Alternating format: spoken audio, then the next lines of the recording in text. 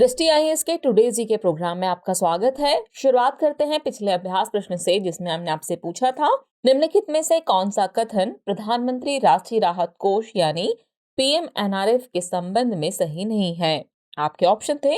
Option A, इससे भुगतान प्रधानमंत्री के अनुमोदन के बाद किया जाता है।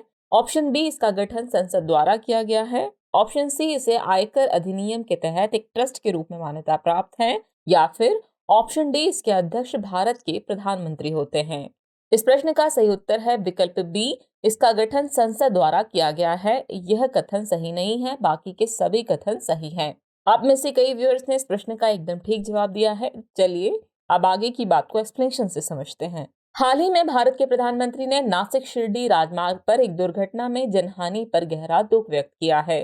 उन्होंने पीड़ितों के लिए प्रधानमंत्री राष्ट्रीय राहत कोष से अनुग्रह राशि देने की भी घोषणा की है। प्रधानमंत्री राष्ट्रीय राहत कोष यानी पीएमएनआरएफ के संसाधनों का उपयोग मुख्य रूप से बाढ़, चक्रवात और भूकंप आदि प्राकृतिक आपदाओं में पीड़ित परिवारों को तत्काल राहत प्रदान करने के लिए किया जाता है। इसका उपयोग बड़ी दुर्घटनाओं और दंगों के पीड़ितों के लिए भी किया जाता है।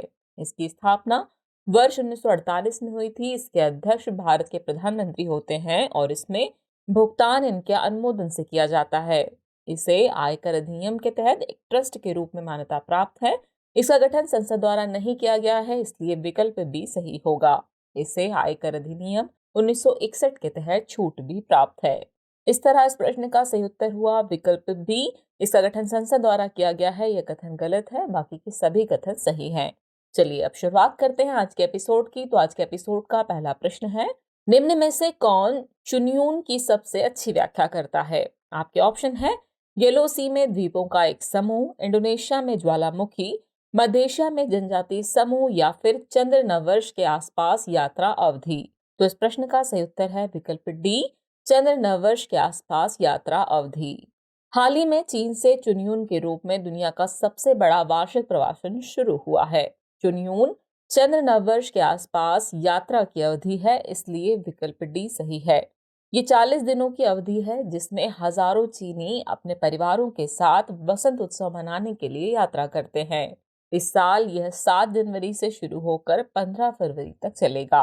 चुन्यून की तिथि चंद्र नववर्ष के अनुसार बदलती रहती है। चीन ने आधिकारिक तौर पर 1912 में ग्रेगोरियन कैलेंडर को अपनाया था।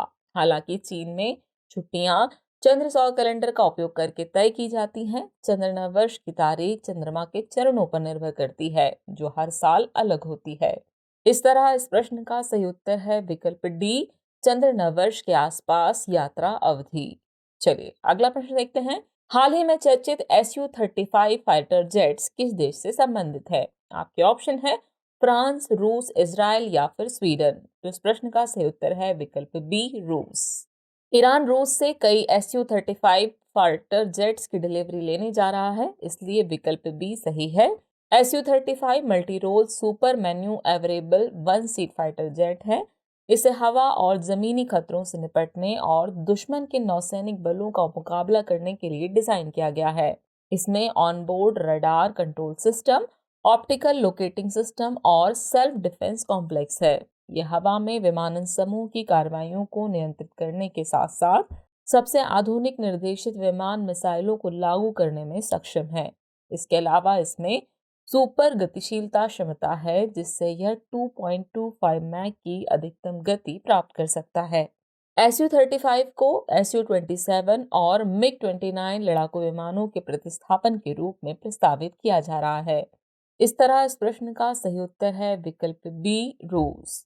अगला प्रश्न है, विश्व आर्थिक मंच शिखर सम्मेलन 2023 की थीम क्या है। आपके ऑप्शन है cooperation in a fragmented world, working together restoring trust, the great reset, या फिर stakeholders for a cohesive and sustainable world.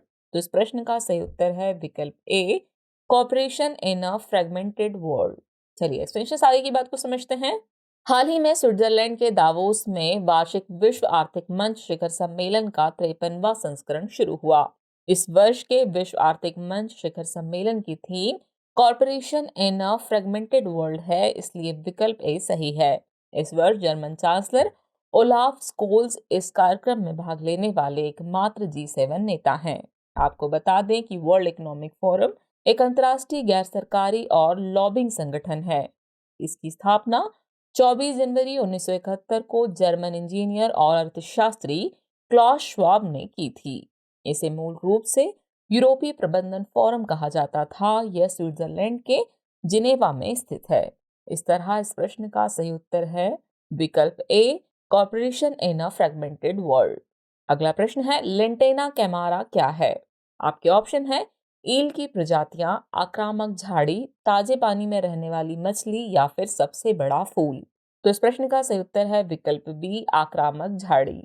हाल ही में मध्य भारत में आक्रामक उष्णकटिबंधीय अमेरिकी झाड़ी लेंटाना कैमारा को लेकर एक अध्ययन किया गया, इसलिए विकल्प बी सही है।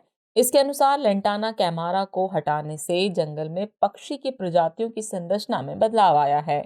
लेंटाना भारत में ब्रिटिश औपनिवेशिक काल में एक सजावटी झाड़ी के रूप में आया था, लेकिन जल्द ही एक आक्रामक पौधे के रूप में इसने कई इकोसिस्टम पर कब्जा कर लिया। यह एक कांटेदार झाड़ी है जिसकी ऊंचाई 2 से 3 मीटर तक होती है। यह झाड़ी जंगल की जमीन पर फैल सकती है, पेड़ों और लता पर चढ़ सकती है। इसमें जहरीले ट्राइटरपीन होते हैं जो मवेशियों में कई बीमारियों का कारण बनते हैं। ये दुनिया की 10 सबसे खराब आक्रामक प्रजातियों में से एक है और भारत के लिए उच्च चिंता की प्रजाति है। यह जगह और संसाधनों के लिए देशी पौधों के साथ प्रतिस्पर्धा करता है और मिट्टी में पोषक चक्र को भी बदल देता है। इस तरह इस प्रश्न का सही उत्तर है विकल्प बी, आक्रामक झाड़ी। चलिए अगला प्रश्न देखते हैं। मार्ग प्लेटफॉर्म किस मंत्रालय से संबंधित हैं? आपके ऑप्शन है रक्षा मंत्रालय, कॉर्पोरेट कार्य मंत्रालय, वाणिज्य एवं उद्योग मंत्रालय या फिर विदेश मंत्रालय। तो इस प्रश्न का सही उत्तर है विकल्प सी, वाणिज्य एवं उद्योग मंत्रालय। हाल ही में केंद्रीय वाणिज्य एवं उद्योग मंत्री ने मार्ग प्लेटफॉर्म लॉन्च किया, इसलिए विकल्प सी सही है। साथ ही इसका मैच मेकिंग चरण भी लॉन्च किया गया जो स्टार्टअप्स को मेंटर से जुड़ने और उनकी मेंटरशिप जरूरतों पर चर्चा करने की अनुमति देगा। मार्ग का पूरा नाम मेंटरशिप एडवाइजरी असिस्टेंस रेजिलियंस और ग्रोथ है। आपको बता दें कि मार्ग स्टार्टअप इंडिया का वन स्टॉप मेंटरशिप प्लेटफॉर्म है। यह प्लेटफॉर्म सभी क्षेत्रों, चरणों और कार्यों में स्टार्टअप्स और उद्यमियों के बीच मार्गदर्शन यानी मेंटरशिप को सुविधाजनक बनाएगा। इस तरह इस प्रश्न का सही उत्तर है विकल्प सी, वाणिज्य एवं उद्योग मंत्रालय। अगला प्रश्न है महासागर अम्लीकरण के क्या संभावित परिणाम हो सकते हैं? पहला है प्रवाल वृद्धि के लिए खतरा, दूसरा समुद्री भोजन की आपूर्ति पर प्रभाव और तीसरा मानव स्वास्थ्य पर प्रभाव। दिए गए कोड का प्रयोग कर सही उत्तर चुनिए। आपके ऑप्शन है केवल 1 और 2, केवल 2 और 3, केवल 1 और 3 या फिर 1, 2 और 3। तो इस प्रश्न का सही उत्तर है विकल्प डी, 1, 2 और 3। एक हालिया अध्ययन के मुताबिक समुद्र के अम्लीकरण की तुलना में ग्लोबल वार्मिंग प्रवाल वृद्धि के लिए अधिक खतरा है। इसके अनुसार जैसे जैसे तापमान बढ़ता है, बड़े पैमाने पर प्रवाल विरंजन यानी कोरल रीफ की घटनाओं और संक्रामक रोग का प्रकोप बढ़ता जाता है। हालांकि समुद्र के अम्लीकरण ने भी मूंगों के विकास को प्रभावित किया है। समुद्र के अम्लीकरण से कई समुद्री प्रजातियों पर नकारात्मक प्रभाव पड़ता है। साथ ही यह समुद्री खाद्य श्रृंखलाओं और खाद्य आपूर्ति को प्रभावित कर सकता है। यह मानव स्वास्थ्य के लिए भी चिंता का एक कारण हो सकता है, इसलिए विकल्प डी सही है। इस तरह इस प्रश्न का सही उत्तर है विकल्प डी, 1, 2 और 3 तीनों ही कूट सही हैं। चलिए अगला प्रश्न देखते हैं। भीतरकनिका राष्ट्रीय उद्यान किस राज्य में स्थित है? आपके ऑप्शन है पश्चिम बंगाल, असम, ओडिशा या फिर झारखंड। तो इस प्रश्न का सही उत्तर है विकल्प सी, ओडिशा। हालिया गणना के मुताबिक ओडिशा के भीतरकनिका राष्ट्रीय उद्यान में खारे पानी के मगरमच्छों की आबादी मामूली रूप से बढ़ी है, इसलिए विकल्प सी सही है। खारे पानी का मगरमच्छ सभी मगरमच्छों में सबसे बड़ा मगरमच्छ और दुनिया का सबसे बड़ा सरीसृप है। भीतरकनिका में इन मगरमच्छों की बड़ी आबादी मौजूद है, जबकि सुंदरवन में भी ये मगरमच्छ पाए जाते हैं। भीतरकनिका राष्ट्रीय उद्यान एक मैंग्रोव वन है जो ब्राह्मणी और बैतरणी नदी से घिरा हुआ है।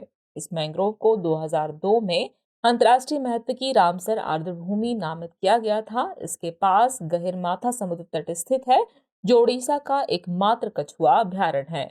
इस तट को ओलिव रिडले समुद्री कछुआ के घोंसला बनाने का सबसे बड़ा समुद्र तट कहा जाता है। इस तरह इस प्रश्न का सही उत्तर है विकल्प सी, ओडिशा। अगला प्रश्न है world social report 2023 living no one behind in a ageing world किसके द्वारा जारी की गई? आपके ऑप्शन है संयुक्त राष्ट्र आर्थिक एवं सामाजिक मामलों का विभाग, एशियाई विकास बैंक, शरणार्थियों के लिए संयुक्त राष्ट्र के उच्चायुक्त या फिर संयुक्त राष्ट्र आर्थिक और सामाजिक परिषद। तो इस प्रश्न का सही उत्तर है विकल्प ए, संयुक्त राष्ट्र आर्थिक एवं सामाजिक मामलों का विभाग। चलिए एक्सप्लेनेशन देखते हैं। हाल ही में world social report 2023 living no one behind in a ageing world जारी की गई। इसे संयुक्त राष्ट्र के आर्थिक एवं सामाजिक मामलों के विभाग द्वारा जारी किया गया है, इसलिए विकल्प ए सही है। इस रिपोर्ट के अनुसार अगले 3 दशकों में दुनिया भर में 65 वर्ष या उससे अधिक आयु के व्यक्तियों की संख्या दोगुनी होने की उम्मीद है। 2050 में बुजुर्गों की आबादी 1.6 अरब तक पहुंच जाएगी, जो वैश्विक आबादी के 16% से अधिक है। उत्तरी अफ्रीका, पश्चिमी एशिया और उप सहारा अफ्रीका में अगले 3 दशकों में वृद्ध लोगों की संख्या में सबसे तेज वृद्धि होने की उम्मीद है। आपको बता दें, United Nation decade of healthy ageing 2021 to 2030 एक वैश्विक सहयोग है जो वृद्ध लोगों के जीवन को बेहतर बनाने के लिए विभिन्न हितधारकों को साथ लाता है। इसे विश्व स्वास्थ्य संगठन और संयुक्त राष्ट्र द्वारा नामित किया गया है। इस तरह इस प्रश्न का सही उत्तर है विकल्प ए, संयुक्त राष्ट्र आर्थिक एवं सामाजिक मामलों का विभाग। अगला प्रश्न है, हेट स्पीच के संबंध में निम्नलिखित कथनों पर विचार कीजिए। कथन 1 है, भारत के संविधान में इसका उल्लेख है। कथन 2 है, भारतीय दंड संहिता की धारा 153 ए इससे संबंधित है। उपयुक्त में से कौन सा या से कथन सही है या फिर है? आपके ऑप्शन है केवल एक, केवल दो, एक और दो दोनों, और न तो एक न ही दो। तो इस प्रश्न का सही उत्तर है विकल्प बी, केवल दो। हाल ही में भारत के सर्वोच्च न्यायालय ने टीवी पर हेट स्पीच की समस्या पर प्रकाश डाला। भारतीय संविधान में हेट स्पीच का कहीं उल्लेख नहीं है, लेकिन विधि आयोग की रिपोर्ट संख्या 267 ने इसे परिभाषित किया है, इसलिए कथन 1 सही नहीं है। हेट स्पीच वह वक्तव्य है जिसमें किसी धर्म विशेष के लोगों या समुदाय या वर्ग के खिलाफ हिंसा, नस्ल, धर्म और लिंग संबंधी कोई टिप्पणी की जाती है। भारतीय दंड संहिता की धारा 153 ए से संबंधित है, इसलिए कथन 2 सही है। इस प्रकार विकल्प बी सही हुआ, यानी इस प्रश्न का सही उत्तर है विकल्प बी, केवल 2। चलिए अब हम पहुंच गए हैं एपिसोड के अंतिम प्रश्न पर। तो अंतिम प्रश्न है, कभी कभी समाचारों में देखा जाने वाला हंगा टोंगा हंगा हापई ज्वालामुखी किस महासागर में स्थित है? आपके ऑप्शन है प्रशांत महासागर, अटलांटिक महासागर, हिंद महासागर या फिर आर्कटिक महासागर। तो इस प्रश्न का सही उत्तर है विकल्प ए, प्रशांत महासागर। चलिए इस प्रश्न से आगे की बात को समझते हैं। पिछले साल 15 जनवरी को हंगा टोंगा हंगा हापई ज्वालामुखी में हुए भीषण विस्फोट का प्रभाव अभी तक इसके निकटवर्ती इलाकों में देखा जा रहा है। यह दक्षिण प्रशांत महासागर में पानी के नीचे ज्वालामुखी है, जो टोंगा के द्वीप राष्ट्र में स्थित है, इसलिए विकल्प ए सही है। यह टोंगा से 60 किलोमीटर की दूरी पर प्रशांत रिंग ऑफ फायर के साथ स्थित है।